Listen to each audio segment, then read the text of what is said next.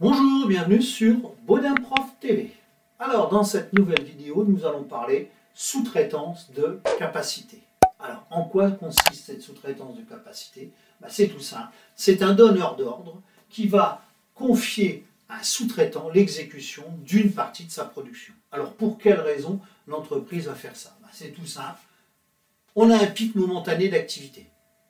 Nous sommes à 100% de nos capacités de production. Le marché demande à ce qu'on monte à 120% parce qu'il y a vraiment de la clientèle. On va aller chercher un sous-traitant pour combler ce qui manque, c'est-à-dire les 20% de production. On peut avoir aussi un incident technique.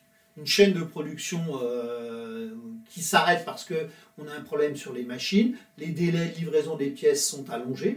Si on veut garder notre production intacte, il faut faire appel à un sous-traitant. Et puis on peut aussi avoir la volonté de partager un petit peu notre capacité de production, d'en garder une partie dans l'entreprise, tout simplement pour garder les compétences et savoir-faire, et de sous-traiter une autre partie à un autre spécialiste. Alors les avantages. Vous allez voir qu'on va retrouver un petit peu les avantages et les inconvénients de la sous-traitance générale.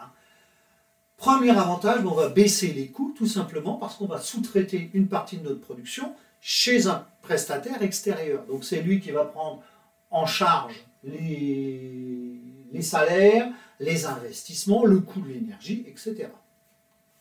Capacité à répondre à des pics de demande. On l'a déjà vu juste avant. Oui, on va faire appel à un spécialiste pour augmenter nos capacités de production. Accéder à des compétences apportées par le prestataire. Là, on va choisir des prestataires experts dans leur métier, comme le nôtre. Et à partir de là, on va peut-être améliorer notre efficacité en pouvant produire plus rapidement. Voilà, les inconvénients maintenant. Le premier, et là on l'a déjà vu sur une autre vidéo, perte de contrôle. Oui, on sous-traite à quelqu'un d'autre de l'extérieur. Donc on peut perdre le contrôle sur la qualité de nos produits, les délais et les coûts. On a un risque aussi sur la sécurité de nos données.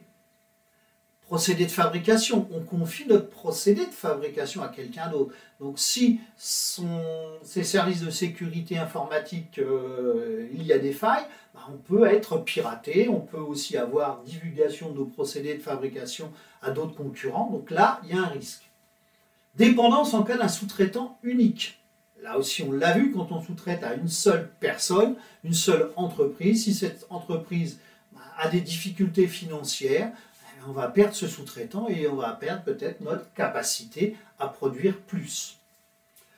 Voilà, j'en ai terminé avec cette vidéo sur la sous-traitance de capacité. Donc si vous avez aimé, n'hésitez pas à liker ma chaîne, à vous y abonner et surtout à la partager. Merci, au revoir.